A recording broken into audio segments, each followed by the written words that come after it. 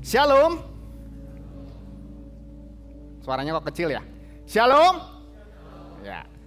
Senang sekali saya boleh berjumpa dengan rekan-rekan server yang didampingi dengan para orang tua. Ya, hari ini cukup padat ya di tempat ini. Kita ada di dalam rangkaian bulan keluarga. Pada bulan Oktober, gereja-gereja biasanya membahas tema-tema tentang keluarga, dan hari ini kita ada di penghujung bulan Oktober. Ya, kita akan mengkonklusi semua firman yang sudah disampaikan selama hampir 1 bulan ini berkaitan dengan keluarga. Dan hari ini kita akan berbicara soal family altar. Namun sebelum kita memulai ini kok ada, apakah sudah berubah belum? Oke.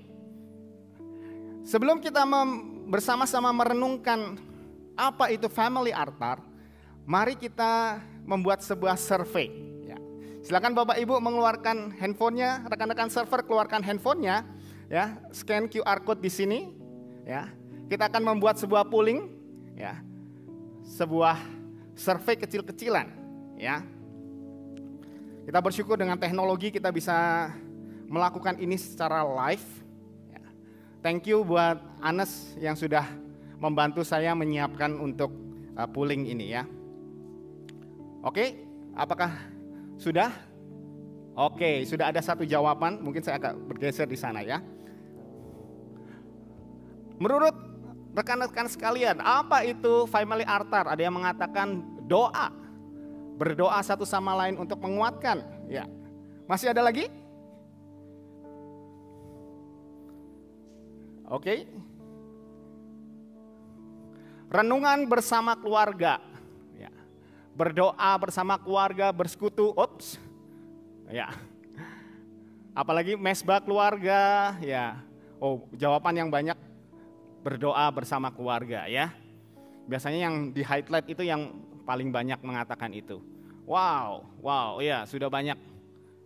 Memuji, saat teduh bersama, sharing, ya, waktu keluarga, menguatkan anggota keluarga. Ini yang saya bisa baca saja ya. Tadi saya baca ada home, ya, kebersamaan dengan keluarga, penyembahan kepada Tuhan di dalam keluarga. Saya tunggu sampai ini tidak bergerak ya. Quality time. Ada yang bilang nggak tahu, ya nggak apa-apa ya. It's an honest answer ya. Jawaban yang jujur. Ma bareng, apa itu ya? Bareng, apa itu ya? Oh, main bareng. Sorry ya, saya mungkin sudah generasinya agak kelamaan gitu ya. Fondasi iman di dalam keluarga. Oke, family devotion, quality time. Oke, saya rasa cukup ya. Kita boleh next ke pertanyaan berikutnya. Ya. Menurut Anda, apakah family altar itu penting? Ya. Ada 3 ya. Jawaban penting, boleh ada, boleh tidak penting ya. Oke, surveinya tetap jalan. Yo. 93, 94, 6 tidak, boleh ada, boleh tidak penting. Oh, ada 1% ya. Oke, it's okay ya. Tidak penting 2%, 5%. Ya, saya tunggu sebentar lagi ya. Ya. Hitungan ketiga. 1, 2, 3. Oke ya, kita masih maju dikit ya. Baik. Paling tidak di sini kita bisa lihat 80, turun. 87% mengatakan penting. Ya, 98% bilang boleh ada, boleh tidak ya. Di bawah 5% bilang tidak penting ya. 80, 10, sekitar 5% ya. Oke, next question.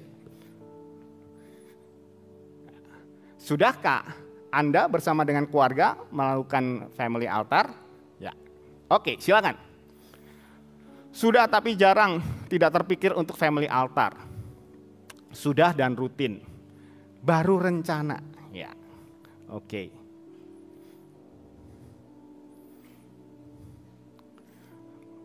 sudah tapi jarang 53, tidak terpikirkan untuk family altar 28%.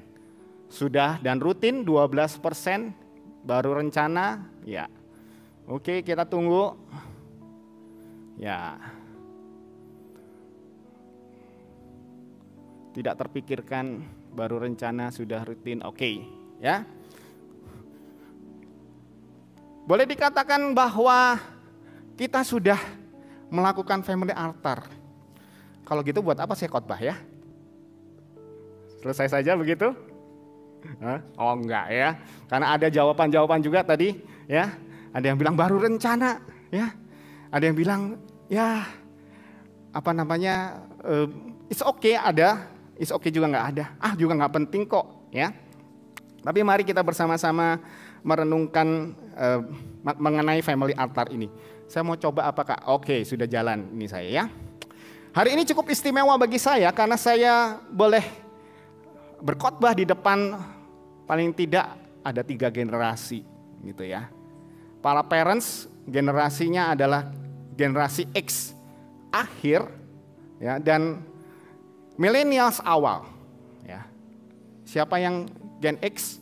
Saya angkat tangan karena saya Gen X ya. Saya sering membanggakan diri sebagai the last X-Men gitu ya.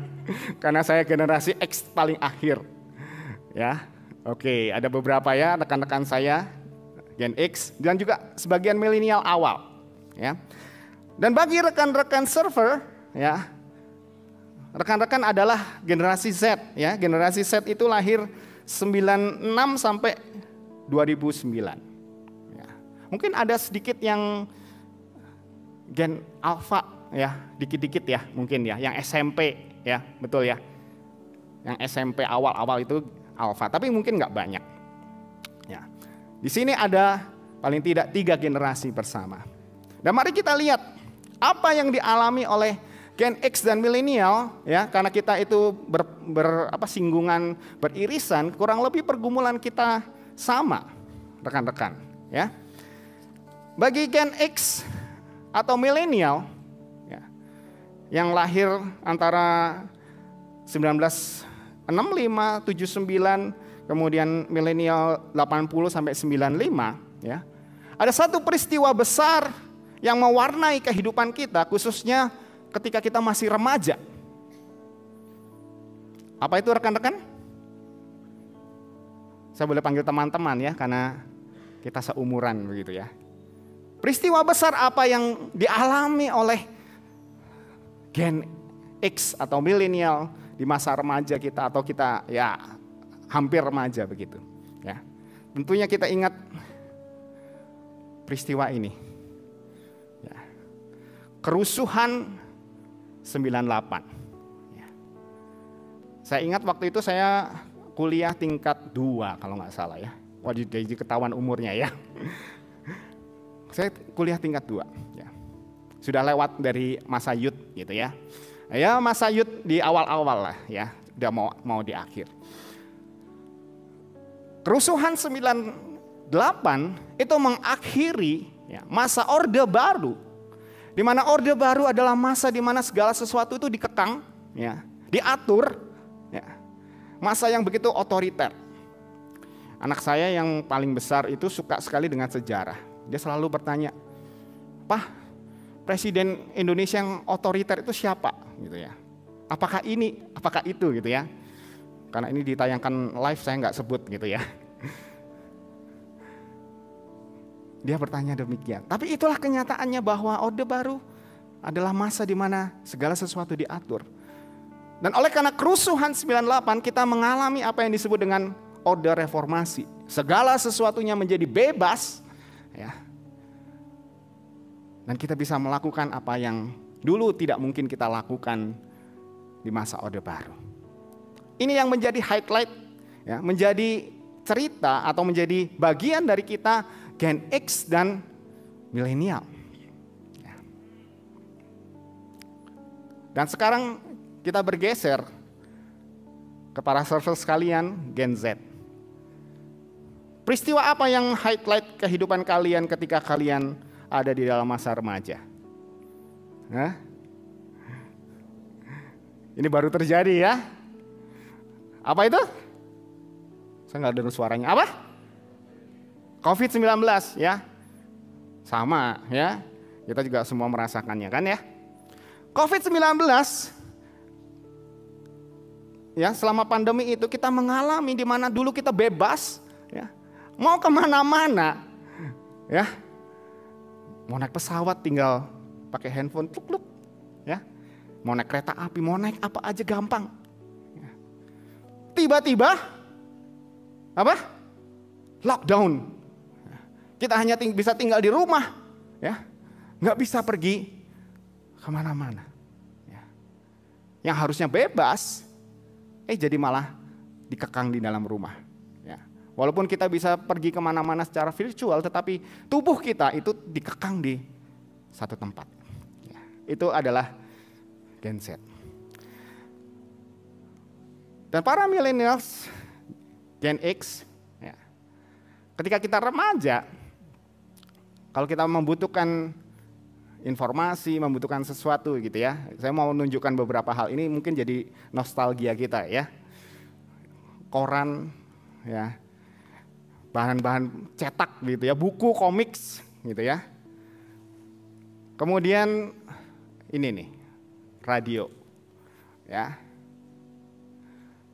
Kita mungkin masih dengar siaran radio pada waktu itu ya, masih harus diputar-putar gitu ya. Televisinya pun tabung ya, belum ada flat screen ya. Dan hal yang paling canggih yang mungkin kita punya ketika kita remaja adalah ini. Benar bukan? Komputer desktop ya.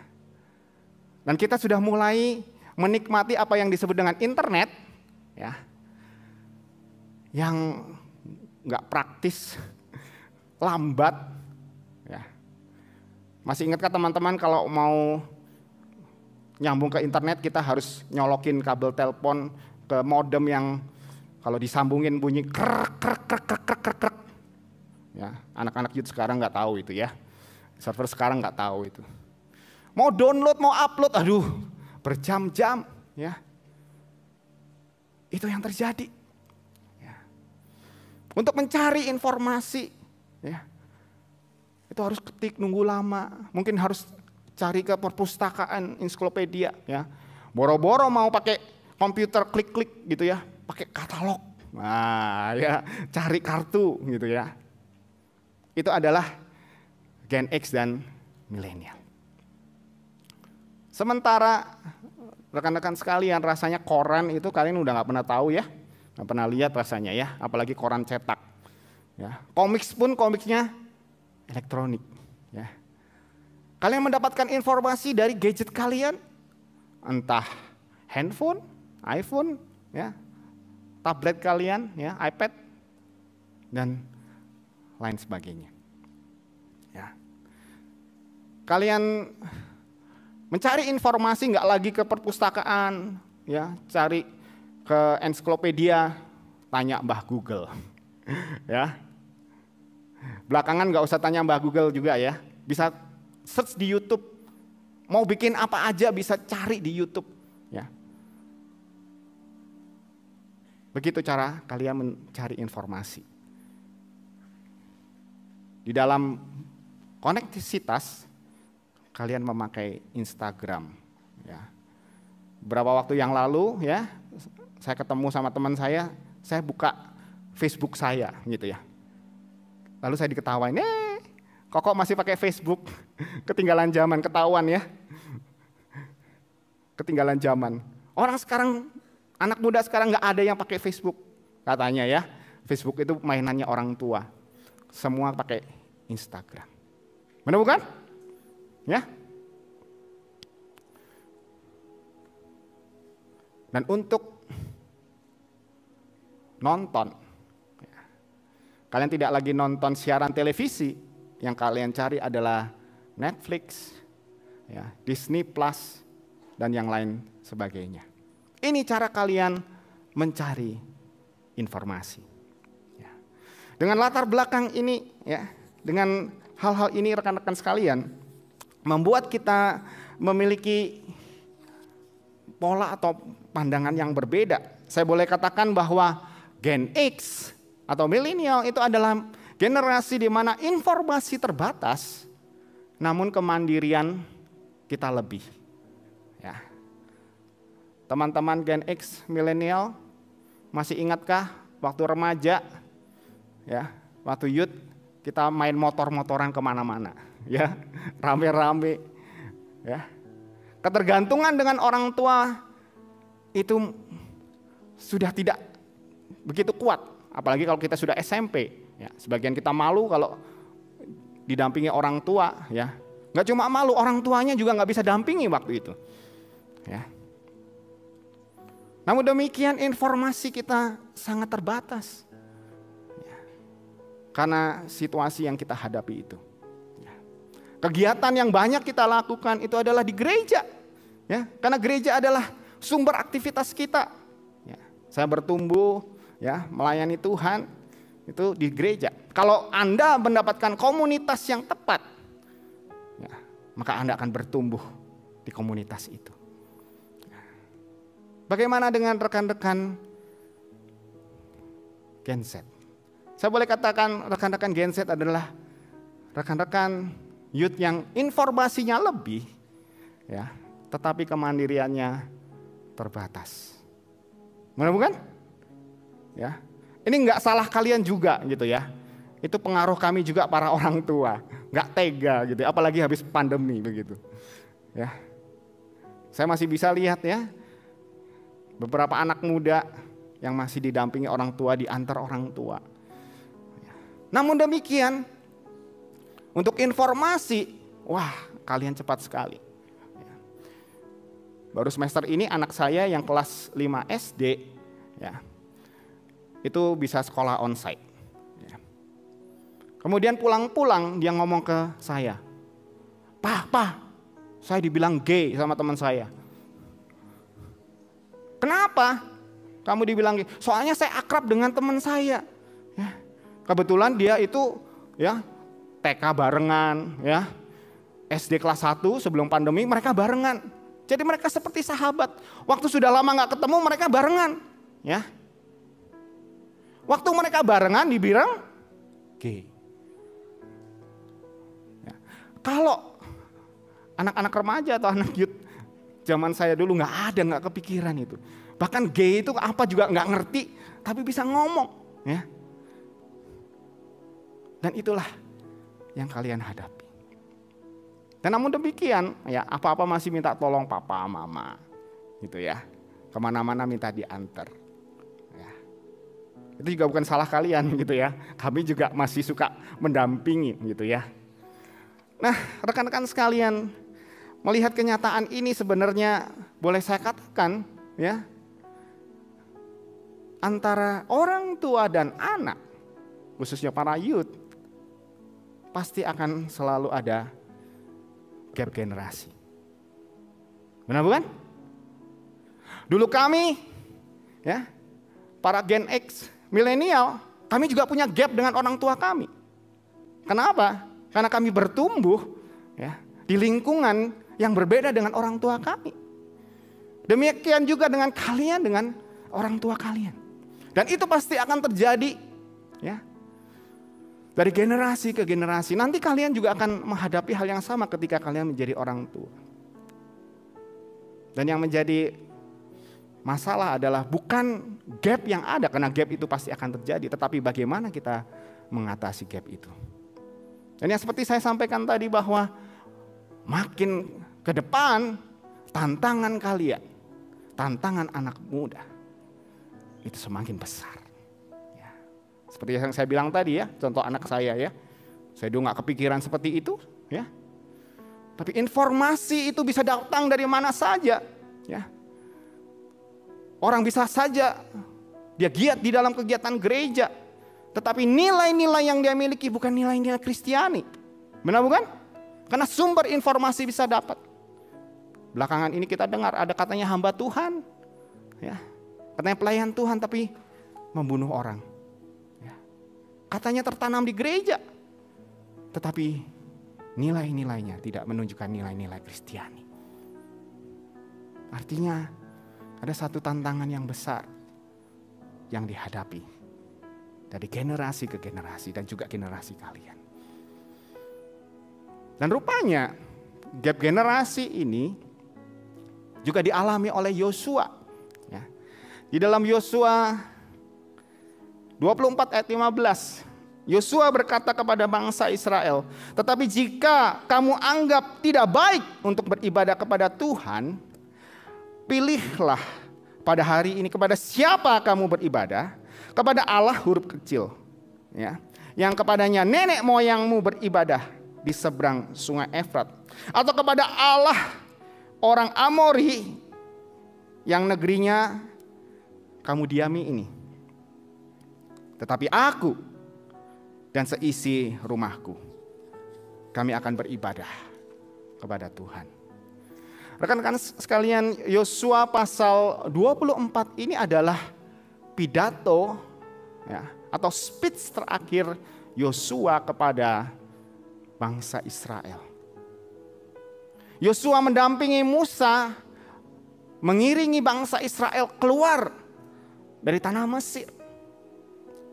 Dan Tuhan memilih dia menjadi pemimpin, menggantikan Musa ketika bangsa Israel masuk ke tanah Kanaan. Ya. Dan dia menghadapi generasi, ya, yang tidak lagi mengetahui apa yang terjadi di Mesir. Ya. Karena Alkitab mencatat hanya 2 orang yang masuk ke tanah perjanjian, yaitu Yosua dan Kaleb. Artinya Yosua adalah generasi yang lahir di tanah Mesir. Dia melihat bagaimana bangsa Israel itu mengalami perbudakan. Dia melihat bagaimana orang Mesir menyembah kepada dewa-dewa mereka. Namun demikian kuasa Tuhan membebaskan bangsa Israel. Mengantar mereka masuk ke tanah perjanjian. Merebut kota-kota, tempat-tempat yang Tuhan janjikan sebagai tempat mereka untuk tinggal di sana. Dan sementara bangsa Israel, mereka adalah orang-orang yang lahir, ya, di dalam perjalanan, ya, atau ketika mereka sudah menetap di tanah Kanaan. Dan ketika mereka menetap di tanah itu, mereka melihat tanah yang begitu subur. Ya, biasanya kenyamanan itu membuat orang terlena. Dan mereka boleh melihat contoh-contoh bagaimana suku-suku yang tinggal di sana menyembah kepada Allah-Allah lain. Dan itu menjadi tantangan bagi mereka. Mereka bisa tergoda, ya, dengan nilai-nilai di luar apa yang Tuhan sudah berikan kepada mereka. Mereka bisa tergoda untuk menyembah kepada Allah yang lain. Di tengah-tengah tantangan itu, Yosua berkata kepada bangsa Israel, ya, kamu boleh memilih kepada siapa kamu menyembah. Tetapi aku dan seisi rumahku, aku akan beribadah kepada Tuhan. Menghadapi tantangan di mana begitu banyak berhala-berhala, nilai-nilai yang tidak sesuai dengan apa yang diajarkan oleh nenek moyang mereka, yang Musa ajarkan, Yosua berkomitmen, ya, aku dan seisi rumahku. Ini adalah sebuah pilihan, sebuah komitmen yang dilakukan oleh Yosua. Dan dia berkata, akan beribadah kepada Tuhan.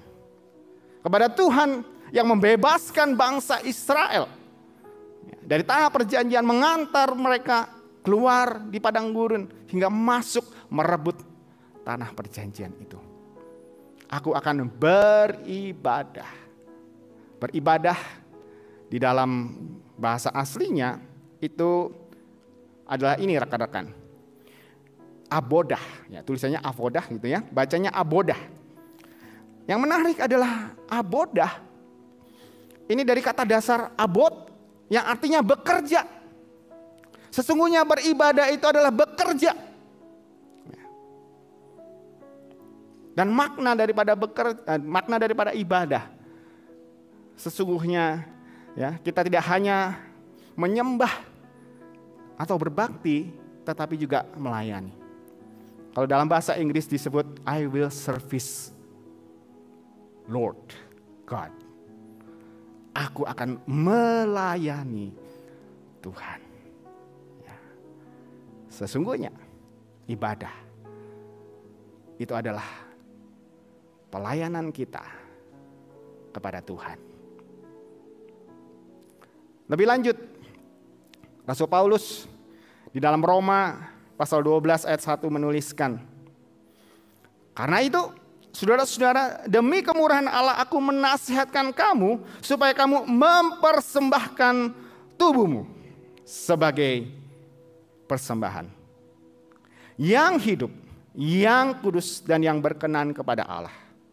Itulah ibadahmu yang sejati. Jadi rekan-rekan sekalian, ibadah sesungguhnya adalah sebuah persembahan. Ya. Pada masa itu bangsa Israel menuju ke bait Allah. Mereka membawa persembahan mereka, yaitu korban sembelihan. Seperti yang mungkin saudara-saudara sepupu kita lakukan setiap tahunnya, ya, sebelum mereka menaikkan ibadah haji. Ya. Mereka akan membawa ternak dan disembelih. Artinya apa? Kalau disembelih ternaknya hidup atau mati? Mati ya. Dan yang mati itu dipersembahkan ya, kepada Allah. Namun Paulus mengatakan, ya, kamu harus mempersembahkan hidupmu. Ya. Maknanya adalah seluruh kehidupan kita harus kita serahkan, kita persembahkan kepada Allah.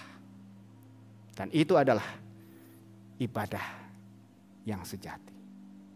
Ibadah kita sesungguhnya adalah sebuah persembahan kepada Tuhan. Dalam puling tadi saya bertanya, apakah family altar itu, rekan-rekan sekalian? Ya. Rekan-rekan sudah memberikan banyak jawaban dan tidak salah menurut saya. Namun kita akan lebih dalam lagi memahami apa itu family altar. Kalau dari katanya family altar, ya. Altar itu apa? Mesbah. Mesbah itu apa? Hah? Mesbah itu apa?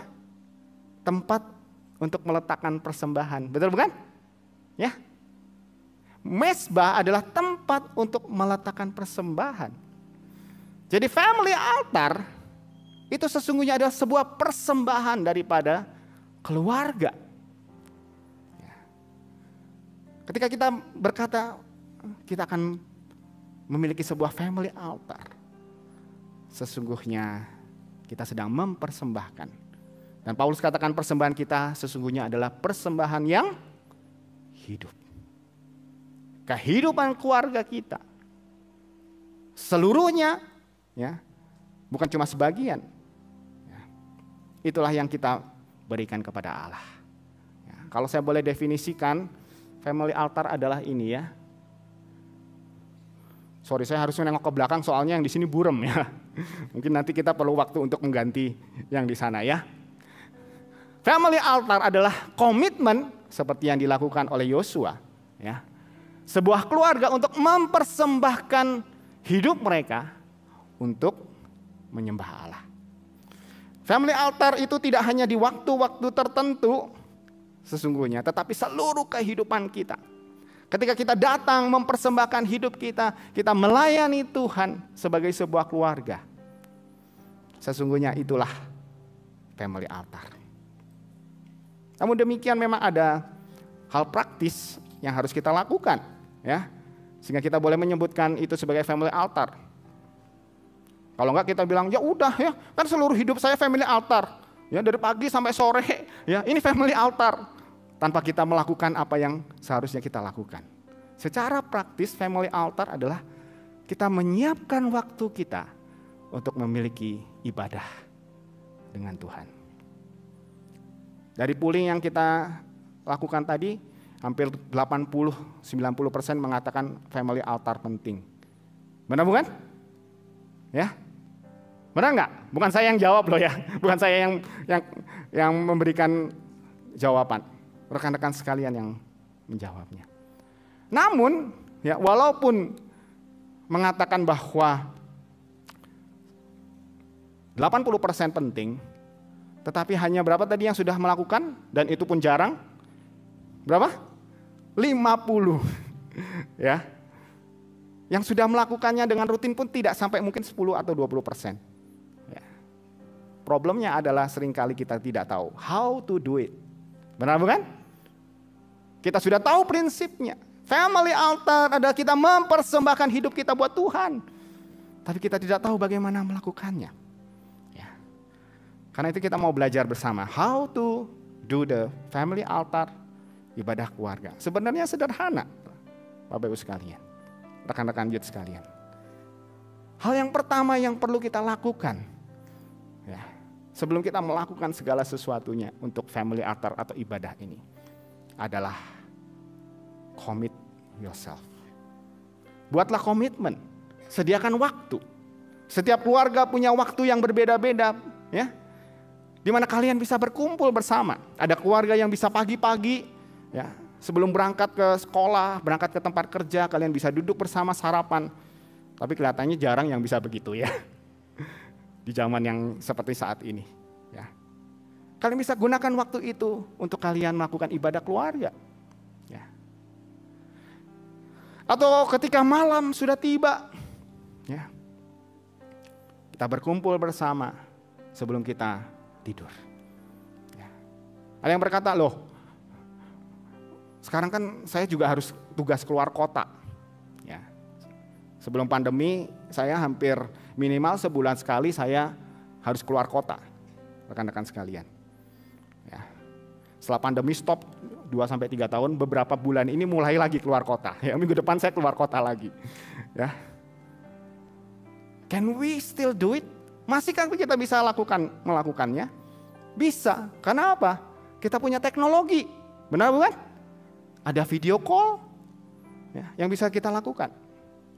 Ya. Minggu yang lalu, istri saya karena ada sesuatu hal dengan saudaranya di Jakarta, dia harus keluar kota.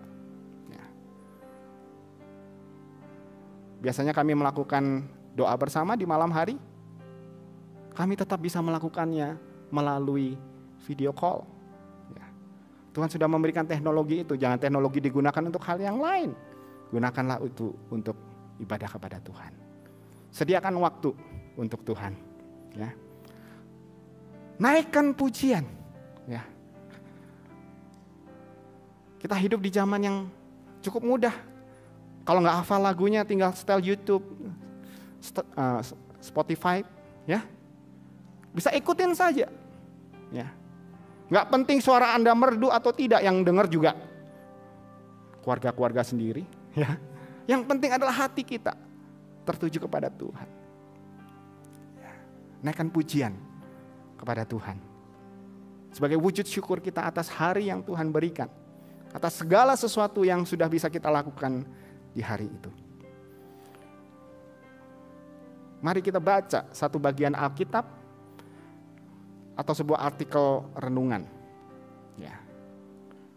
Zaman ini kita bisa mendapatkan begitu banyak bahan. Kalau rekan-rekan bilang susah dapat bahannya, mudah.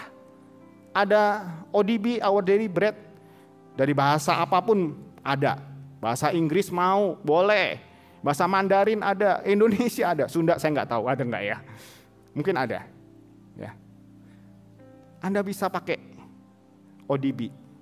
Ya, sudah keluar belum? Oh sudah. Kalau ODB mungkin kepanjangan, ya, pakai YouVersion, Anda buka di home, setiap hari ada ayat yang keluar. Ya. Pendek saja nggak apa-apa, bacakan. Ya. Anda tidak paham, nggak apa-apa. Cukup dibacakan, paling tidak ada reminder di dalam pemikiran kita. Nggak mau pakai ODB, nggak mau pakai YouVersion. Gereja kita bikin renungan harian. Ya. Bahkan versi audionya ada. Kalau malas baca tinggal disetel. Ya. Artinya apa? Untuk resource. Ya. Kita memilikinya. Dan setelah kita menaikkan pujian, ya, membaca firman, mari kita naikkan doa-doa kita. Saling mendoakan satu dengan yang lainnya. Doakan papa dan mama yang bergumul dengan pekerjaan, dengan mengelola keluarga sehari-hari. Doakan anak-anak yang bergumul dengan studi dan juga pergaulan mereka. Doakan rekan-rekan kita yang lain, doakan gereja kita. Ya. Doakan komunitas di mana Tuhan menempatkan kita. Dan hal yang terpenting di antara kesemuanya ini adalah apa rekan-rekan sekalian? Teman-teman sekalian? Do it now. Ya, lakukanlah sekarang, jangan besok aja deh, minggu depan, bulan depan. Nggak akan terjadi. Buat para orang tua, mari kita parents ajak anak-anak kita, yuk sediakan waktu. Kalau parents lupa, youth servers kalian, ajak orang tua kalian. Ya, paling tidak kalian ada waktu untuk boleh berdoa, membaca firman bersama. Gak usah sampai 1 jam, 2 jam. Berapa menit yang bisa kalian lakukan. Ya. Izinkan saya men-sharingkan ya, pengalaman saya. Sebelum menikah, ini adalah keluarga saya. Ya, papa mama saya dan 5 saudara saya. Saya sengaja pilih ini ya, untuk menunjukkan saya dulu juga pernah imut seperti kalian. Ya, itu saya pakai baju Pinocchio yang paling kecil ya. Ini mungkin umurnya sekitar 5 tahunan begitu ya. Rekan-rekan sekalian, papa dan mama saya itu adalah orang awam. Papa saya seorang sales kosmetik yang bekerjanya keliling kota. Mama saya ibu rumah tangga yang sesekali ya itu mengajar Mandarin. Celakanya anaknya nggak ada yang bisa bahasa Mandarin. Itu curse untuk generasi kita ya, generasi Orde Baru. Ya. Keluarga yang sederhana. Ya. Papa saya ketika muda, ya, itu bergaul dengan misionari. Makanya ya, di antara keluarga yang Katolik dia satu-satunya ya, yang pergi ke gereja Injili, ya, gereja Protestan. Ya. Namun demikian, ya. Ketika rekan-rekannya ada yang dibilang, ayo sekolah Alkitab, ayo melayani Tuhan. Dia mikir, waduh kalau jadi hamba Tuhan rasanya susah ya kehidupannya. Dia memilih untuk hidup biasa saja sebagai orang awam. Ya. Dan kemudian menikah dengan mama saya. Karena mereka tinggal di kampung, sekolah mereka nggak tinggi. Papa saya mungkin SMP atau mungkin SMA tapi nggak lulus. Mama saya juga demikian. Ya. Namun lewat sebuah pergumulan hidup, ya, walaupun mereka hidup awalnya adalah keluarga yang ya orang Kristen tapi Kristen yang biasa-biasa saja. Ya. Sampai satu waktu karena pergumulan ekonomi, ya, satu kenalan dari mama saya mengajak mama saya untuk pergi ke sebuah tempat ibadah, ya, di satu tempat yang katanya di sana akan mendapatkan rezeki. Namun apa yang terjadi? Pulang dari sana mama saya sakit. Ya. Dan sepanjang saya mengenal mama saya, ya, saya tahu dia adalah orang yang sakit-sakitan. Mungkin banyak orang bilang, wah mamamu bisa jaga badan ya, nggak gemuk. Bukan nggak gemuk, sakit. Ya. Namun dari sakitnya itu secara pribadi dia bertemu dengan Tuhan. Dan sejak itu kami sekeluarga pindah ke kota Malang. Ya. Mama saya dan papa saya bergereja di sebuah gereja. Dia loyal di sana. Mama saya setiap hari dia bisa berdoa antara 1 sampai 2 jam. Ya. Karena dia mengkomitmenkan hidupnya buat Tuhan. Walaupun dia adalah orang awam. Ya. selalu mencatat bagian-bagian Alkitab. Ya. Dan seperti yang saya sampaikan, walaupun mereka orang awam, papa dan mama saya, ya, khususnya mama saya, setiap malam ya, mengumpulkan kami anak-anaknya. Ya, kami ada 7 orang, jadi kalau seminggu cukup ya muter gitu ya. Tapi lebih sering papa saya tidak ada di rumah. Tetapi itu dilakukan oleh mama saya, mengajak kami berkumpul bersama, bergantian untuk berdoa. Karena mama saya orang awam, mungkin tidak ada bagian Alkitab yang dia bacakan. Tetapi ya, kegiatan saling mendoakan itu dia lakukan. Dari saya kecil sampai saya remaja. Ya. Dan sampai kedua orang tua saya meninggalkan dunia ini. Bukan bermaksud membanggakan diri, tetapi menunjukkan bagaimana karya Tuhan yang luar biasa. Ya, atas anugerah Tuhan, di antara kami 5 bersaudara, Tuhan memanggil 3 di antara kami untuk menjadi pelayan Tuhan secara full time. Ya, itu bukan karena kehebatan kami, tetapi karena anugerah Tuhan. Dan 2 di antara saudara-saudara kami yang lain, sekalipun bukan pelayan Tuhan secara full time, mereka melayani Tuhan, ya, mendampingi suaminya yang menjadi majelis. Dan sampai sekarang kami tetap setia mengikuti Tuhan. Bukan karena kehebatan kami, tetapi anugerah Allah. Dan komitmen daripada orang tua kami yang mempersembahkan keluarga kami kepada Tuhan. Menyediakan waktu untuk berdoa bersama-sama. Dan teladan daripada orang tua kami itu pun, ya, kami lanjutkan di dalam keluarga kami. Ya. Seperti yang saya sampaikan tadi, saya bersama istri dan anak-anak setiap malam kami berkumpul, ya, berdoa, ya, menaikkan pujian. Istri saya suka nyanyi, saya nggak terlalu suka nyanyi, ya. Jadi kadang-kadang suka bentrok juga. Udah jangan kelamaan nyanyinya, gitu ya. Enggak, harus puji Tuhan. Oh iya dah, ikut. Ya. Kami baca artikel, baca firman. Ya. Nah ini ada fotonya ya. Cuma bertiga karena yang foto istri saya. Ya. Kami melakukan itu, mendampingi anak-anak belajar firman Tuhan. Rekan-rekan sekalian, family altar sesungguhnya adalah persembahan kita kepada Tuhan. Kita membawa keluarga kita kepada Dia.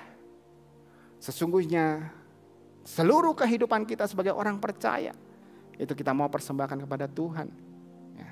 Karena Dia Allah yang sudah menyelamatkan kita, memberikan kehidupan yang baru kepada kita. Maukah kita bersama-sama melayani Tuhan?